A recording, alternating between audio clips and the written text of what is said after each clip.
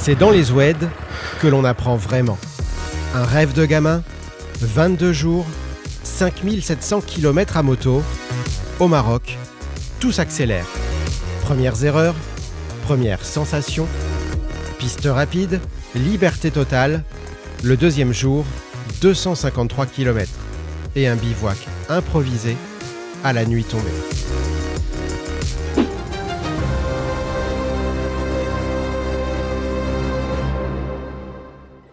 C'est au lever du jour que l'on découvre le cadre somptueux dans lequel nous avons installé notre bivouac hier soir, de nuit. Le temps de s'émerveiller, puis de ranger les affaires, de réfléchir à l'organisation de la journée aussi, et nous voilà repartis. Troisième jour au Maroc. Le groupe s'est séparé en deux, les deux fous furieux devant qui font la trace du Trans-Morocco. Titi et Rémi. Et JC et Fabrice, ainsi que Manu, tirent par la route jusqu'à Er Rachidia, parce qu'ils sont fatigués, et Manu a des problèmes avec sa fourche avant, sa fourche. Et moi, je reprends l'itinéraire que j'avais prévu, donc je reprends la piste du Trans-Morocco, mais à mon rythme, sans suivre les deux fous, sinon je casserai Kawet, et probablement le bonhomme aussi. Donc on va y aller tranquille. Et si tout se passe bien, on se rejoint à Er Rachidia ce soir. Pour le moment, la piste est du même genre qu'hier après-midi, mais inversée, c'est-à-dire avec beaucoup de traversées d'oued, parfois larges et pierreux comme ici, reliées par de courtes, hyper courtes sections de pistes super roulantes et rapides.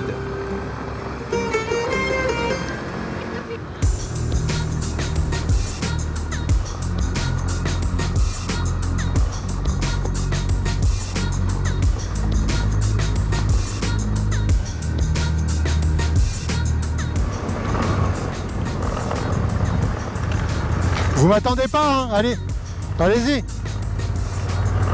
Oui, je préfère leur repréciser, car avec ma petite Versys X300 d'origine, et bien chargée qui plus est, je dois passer les difficultés quasiment au ralenti pour la préserver au maximum. Je ne voudrais pas que Rémi et Thibaut ne profitent pas de leur journée à cause de mon rythme beaucoup plus faible.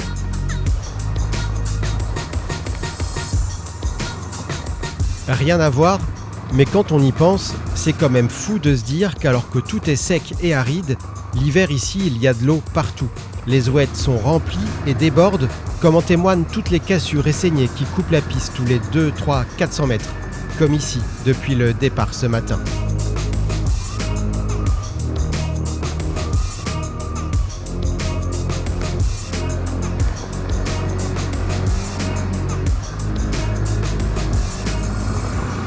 Il faut vraiment faire attention au terrain en permanence. Mais sinon, c'est fou.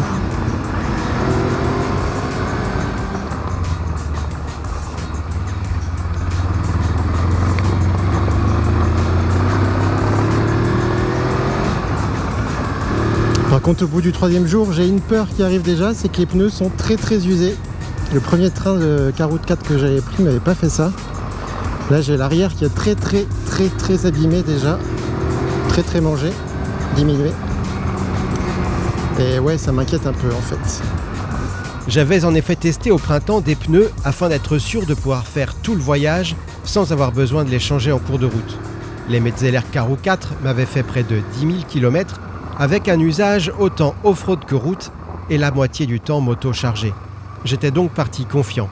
Sauf que là, je vois les crampons diminuer à vue d'œil et nous n'en sommes qu'au tout début du voyage. Il faut dire qu'avec l'enchaînement des oueds et autres difficultés du terrain, on passe son temps à accélérer, freiner, réaccélérer et la chaleur ne doit pas aider non plus. Alors croisons les doigts et concentrons-nous pour le moment sur la traversée de ces oueds qui s'enchaînent vraiment les uns après les autres.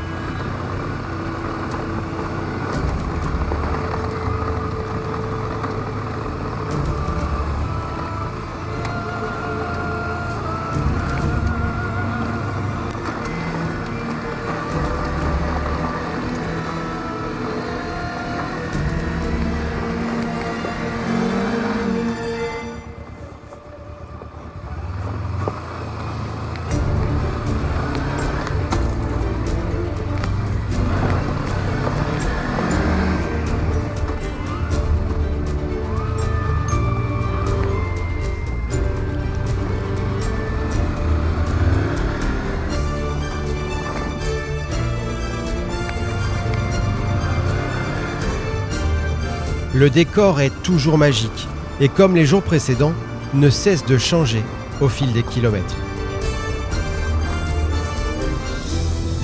Honnêtement, je suis assez étonné de voir que ma petite Cahouette n'a pas à rougir face au Ténéré et tient bon le rythme. Ok, Thibaut et Rémi surveillent de loin si je suis toujours là, mais je ne suis pas vraiment largué.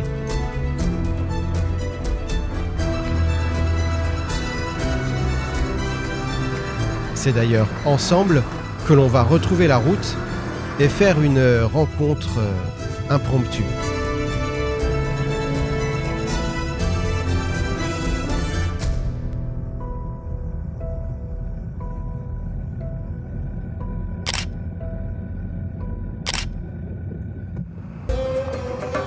Après une portion de route soporifique, on reprend une piste plus sablonneuse qui va nous emmener au pied du col de Belkacem.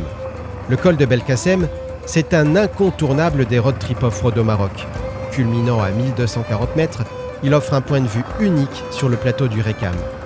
Historiquement, c'est aussi ici que fut tué l'explorateur français René Estienne lors d'une attaque armée pendant les premières liaisons transsahariennes automobiles. Le col de Belkacem, c'est enfin un accès plutôt technique sur un sol bien rocailleux. Mais une nouvelle fois, Cahouette fait preuve de beaucoup d'adaptabilité et tout se passe bien, ou presque.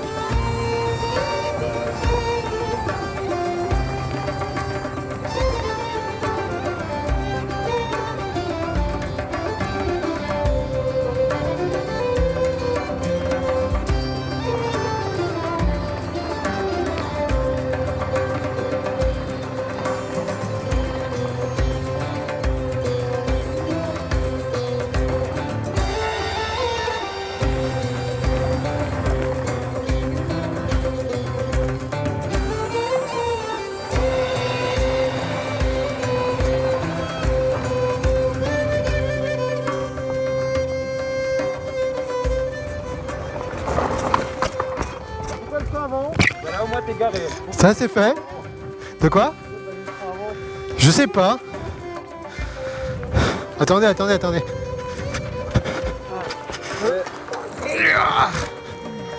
Merci. Mais je sais pas. Ouais. Mais en fait avec la route je m'endormais, donc dès qu'on est arrivé sur la piste j'étais plus dedans du tout. Et là en arrivant en haut j'étais content, du coup j'étais plus dedans. Hop. Souriez surtout, hein. Je sais pas moi, regarde si ça te va. Bah ouais, sauf que sa piste. Il y a une Harley ? Sur le bateau, de vieux renards du désert m'avaient conseillé le col de Belkacem, tu le montes, tu prends ta photo souvenir et tu redescends par la même piste. De l'autre côté, il y a de la grosse caillasse et des marches. Il faut un bon niveau et une bonne garde au sol. Bref, tout ce que je n'ai pas. Rémi et Thibaut veulent tenter malgré tout. Si ça passe comme ça peut pour Rémi, ça sera un peu plus compliqué pour Thibaut.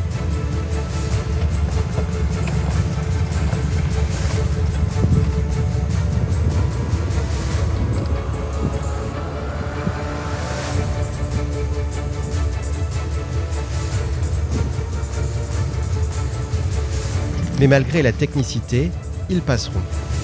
De mon côté, j'ai joué la prudence et fait demi-tour pour contourner cette difficulté. C'est donc la première fois que je me retrouve seul sur une piste, à moto, dans le désert, au Maroc. Après une descente tout en prudence, je me retrouve une nouvelle fois dans un décor sublissime. Mais Dieu que c'est beau.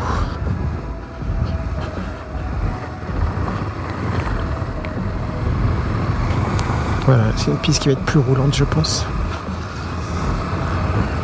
Que d'émotion.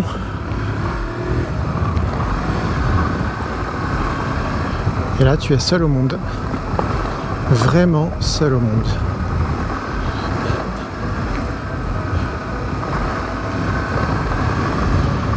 C'est juste le bonheur. Le bonheur, d'autant plus que cette piste valait le coup. Roulante, avec des oueds assez profonds, mais sans difficulté, qui en font un véritable manège. Ça descend, ça remonte, ça tourne, bref, le rêve.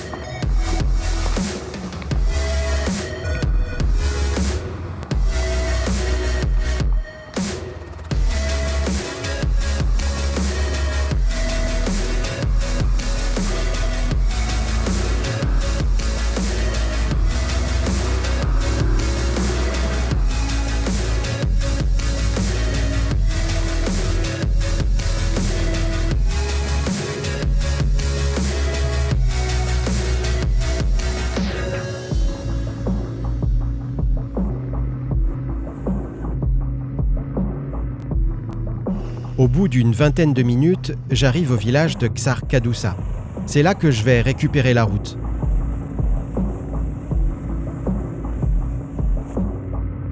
Les enfants sont à l'ombre devant l'école. Quant à moi, j'accélère pour rejoindre le village suivant, Tazougert, pour retrouver Thibaut et Rémi. Rémi a en effet insisté pour m'attendre au premier village après le col de Belkacem et continuer la trace du Trans-Morocco Trail ensemble. Je traverse le village, mais pas de Thibaut ni Rémi. Je n'arrive pas à les joindre.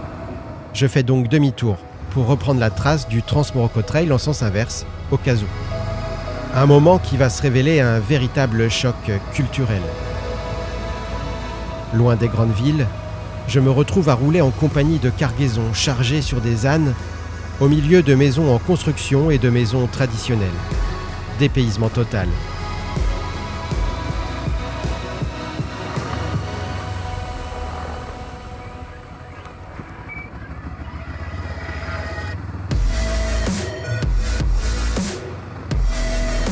Au bout de quelques kilomètres, toujours aucune trace ni aucune nouvelle des gars.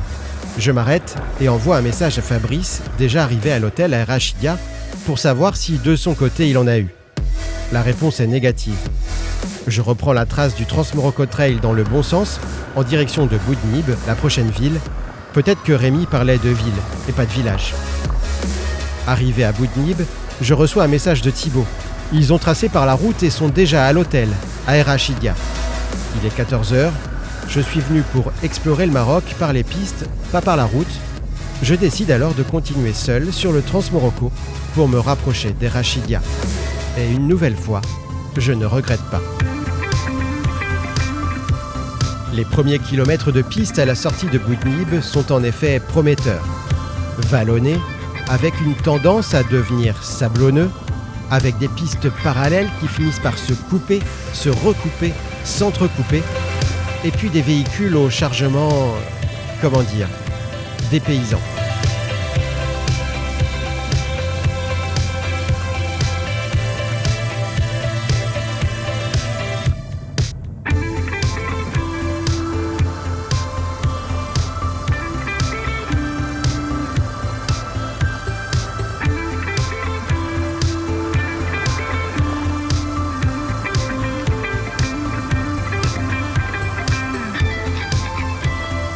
Évidemment, cette multitude de pistes parallèles en apparence va finir par poser quelques incertitudes et problèmes d'orientation.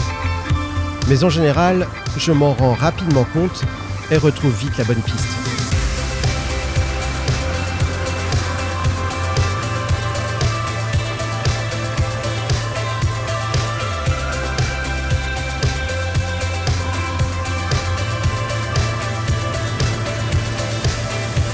Et puis les zones de sable vont au fur et à mesure devenir de plus en plus nombreuses et de plus en plus profondes, donc difficiles.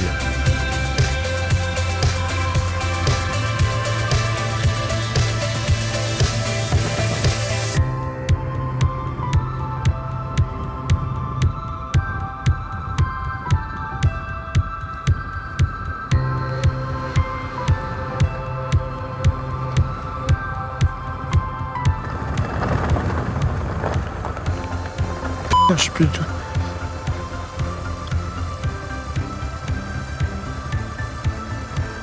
Ma trace est la ligne rouge. Ah, ça va attraper. Alors là, par exemple, je viens de me planter de piste. Ce n'est pas là que je devrais être. Mais complètement à droite. Heureusement, D'après la carte, on peut rattraper.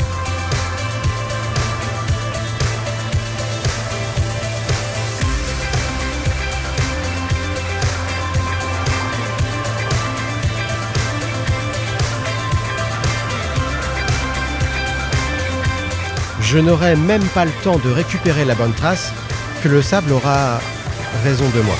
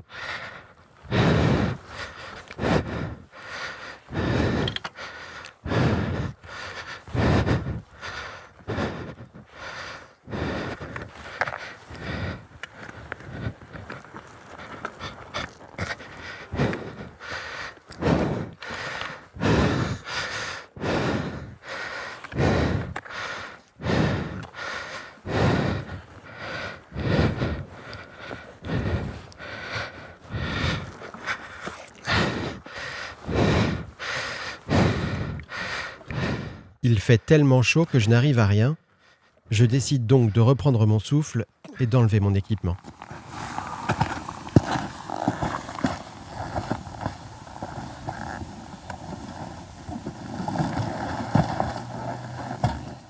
C'est fou comme tout de suite, ça change tout.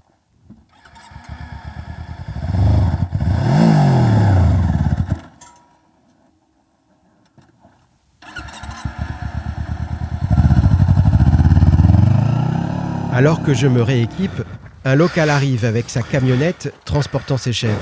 « Ne bouge pas !» me dit-il. Résultat, il se plante à son tour et sans sable. Tu veux que je monte ?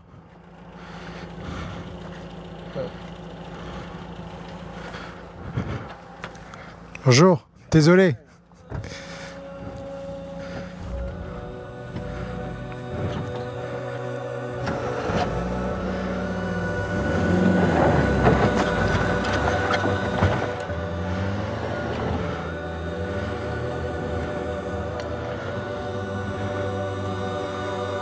Comme un chef. Bonne journée.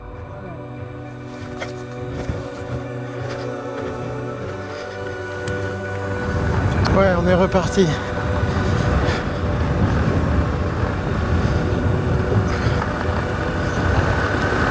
Bon, j'ai pas exactement fait ce que je voulais faire. Mais c'est pas grave, on va y arriver. On va y arriver, il n'y a pas le choix. Ce que je voulais faire, c'était retrouver la bonne piste, tout simplement. Ça sera pour plus tard. Tu voulais de l'aventure, tu vas avoir de l'aventure, mon petit. Hein.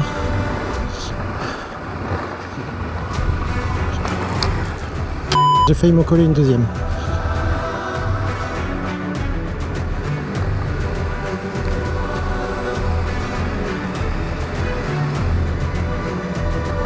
Le sable est de plus en plus présent. Je suis en train de commencer à réaliser ce qui m'attend pour la suite du voyage.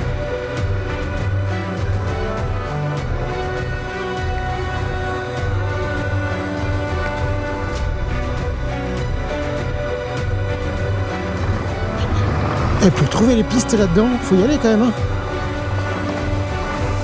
La vache.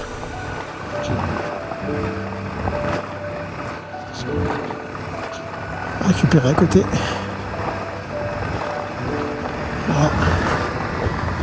Oh la vache! C'est pas du niveau débutant quand même. Ma première chute dans le sable commence à me faire douter et même à entamer mon moral. Je le sens pas ce passage.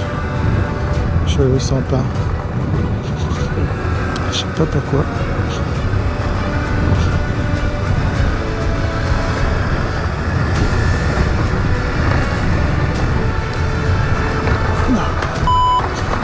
C'est passé. C'est pas très académique, mais c'est passé. Oh,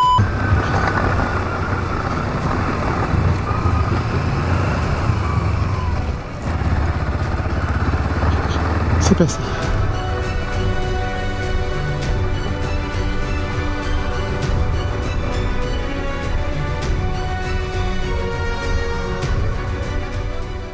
Donc là, nous sommes à un carrefour avec des... Ah, regarde!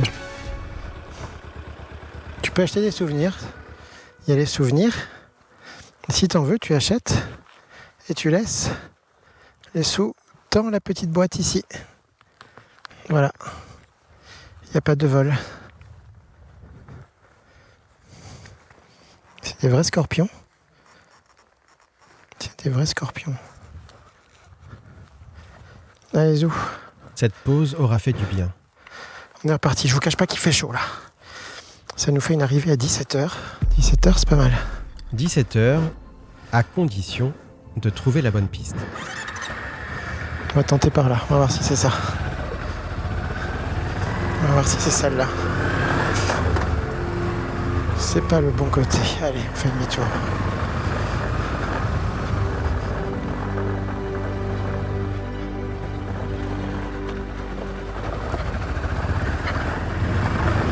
Et c'était juste l'opposé. Non, pas juste l'opposé. Oh putain, le sable. Ah, ça passe. Tu prends la trace, ça passe. C'est celle qui n'existe pas qui veut que je prenne. C'est trop bien.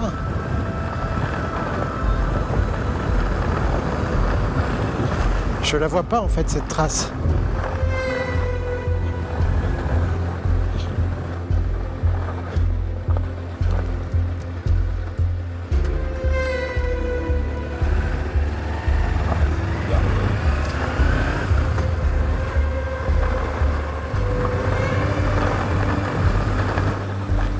C'est la rouge.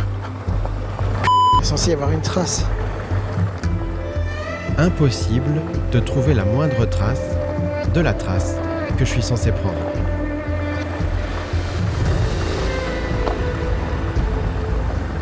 Je comprends pas.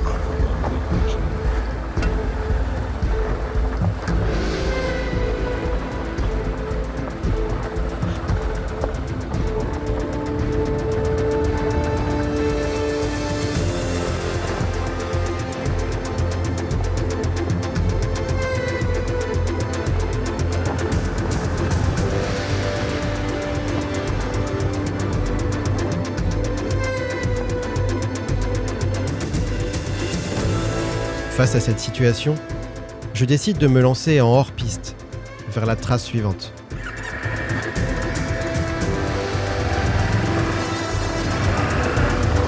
Voilà, mon copain, on va essayer, mais...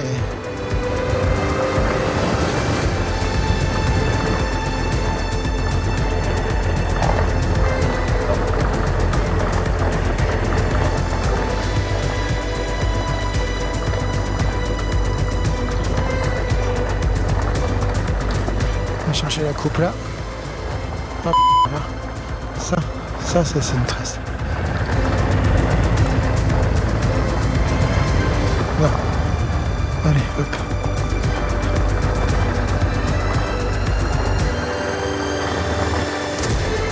Honnêtement, intérieurement, je me dis que là, en cas de problème technique, je serais seul au monde et ne pourrais compter que sur moi. Autant dire que je serais mal barré vu mon niveau en mécanique. Et en même temps, il y a quelque chose de tellement plaisant à faire ta propre trace au milieu de cette immensité.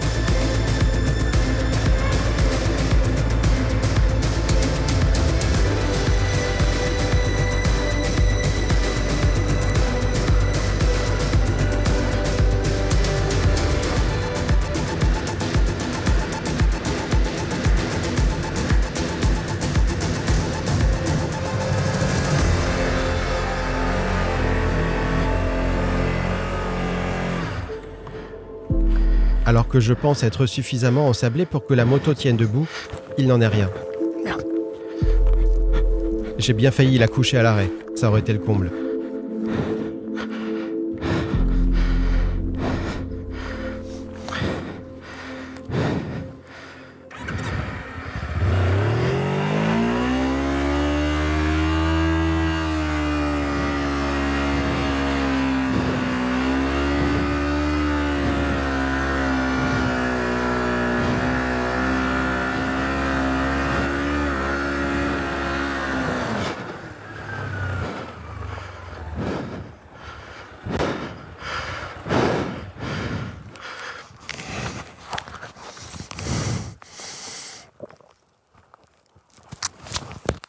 Le temps de me réhydrater, de reprendre mes esprits et de faire le point sur la situation.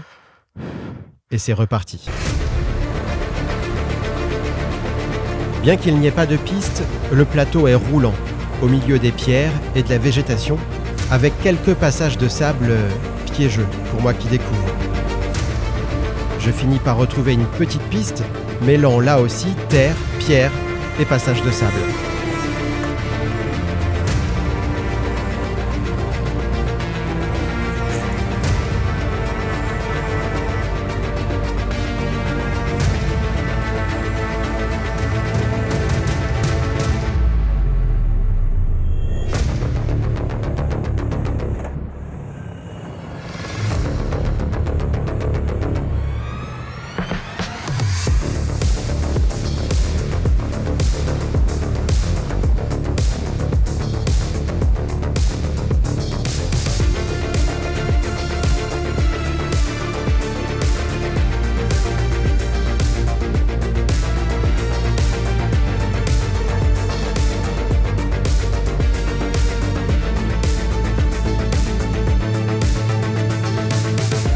Au bout d'une vingtaine de minutes à galérer, je retrouve enfin la piste principale, celle qui est censée me conduire quasiment jusqu'à Errachidia et qui est aussi censée être hyper roulante.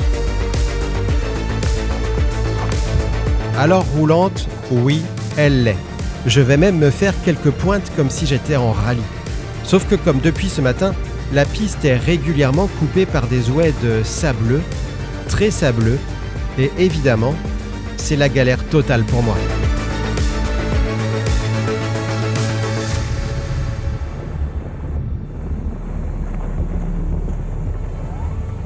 Oui, je sais, dans le sable, il faut accélérer. Mais entre la théorie et la pratique, avec la peur de chuter, j'ai pas encore réussi à court-circuiter mon cerveau.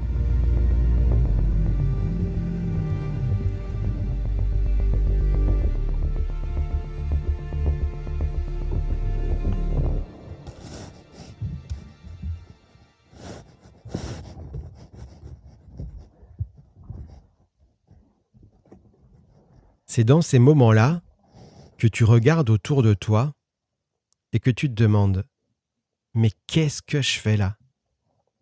Avant de relever la moto et de tenter de sortir de là, comme tu peux. Parce qu'il faut être honnête, c'est justement pour ces moments-là que t'es venu.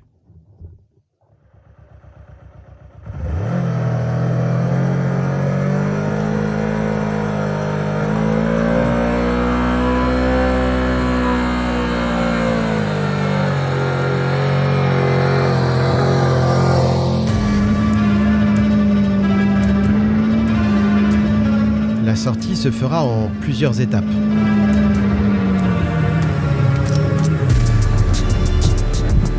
Et non, je n'ai pas bu sur la piste auparavant, c'est simplement le cumul du sable, de la chaleur et de la fatigue qui rend les opérations plus chaotiques.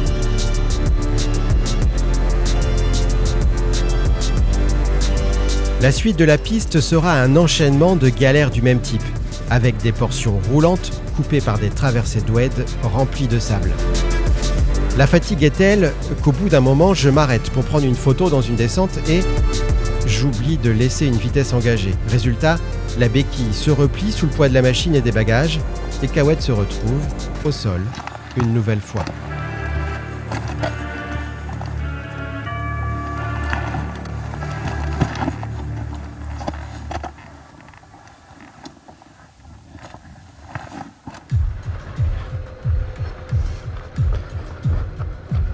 Alors que je passe mon énième oued de la journée et que je ne suis plus qu'à une dizaine de kilomètres de la route bitumée qui me mènera enfin à l'hôtel, je ne le sais pas encore, mais le désert marocain se prépare à me réserver une nouvelle surprise.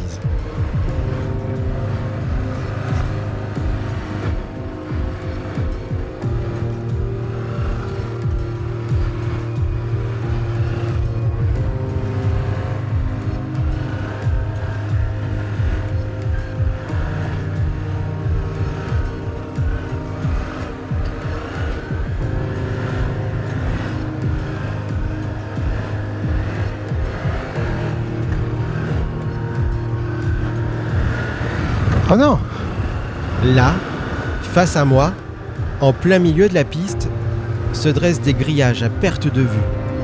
Un camp militaire ou une base de je ne sais quoi à pousser en plein milieu du désert et de la piste.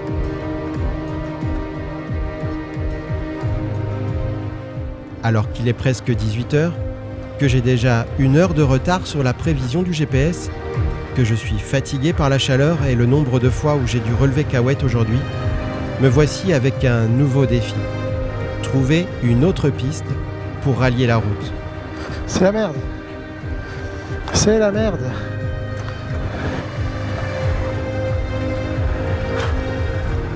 Je vais d'abord prendre la piste qui longe cette zone réservée, en espérant pouvoir simplement la contourner et retrouver la piste initiale.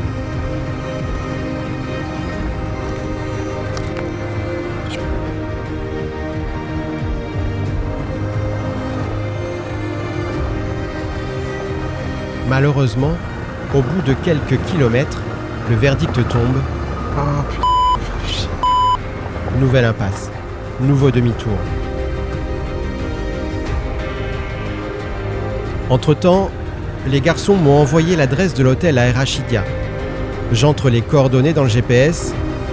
Commence alors une course contre la montre pour sortir au plus vite des pistes avant la nuit. Je décide de couper en hors-piste pour en retrouver une que je devais prendre demain dans l'autre sens.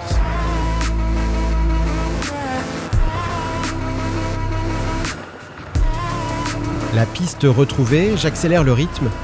Le décor est une nouvelle fois féerique.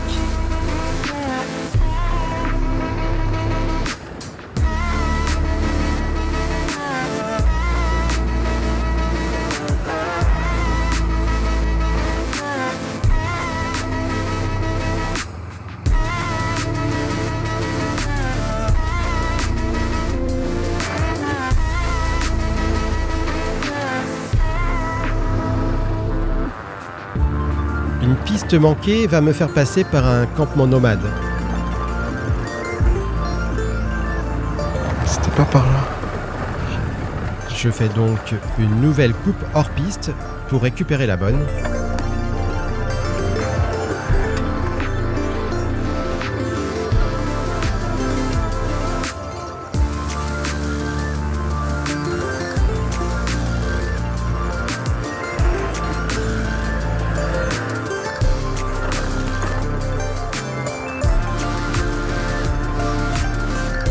Au final, je retrouverai enfin la route et arriverai à l'hôtel avant la nuit, après avoir traversé Errachidia et sa circulation aléatoire.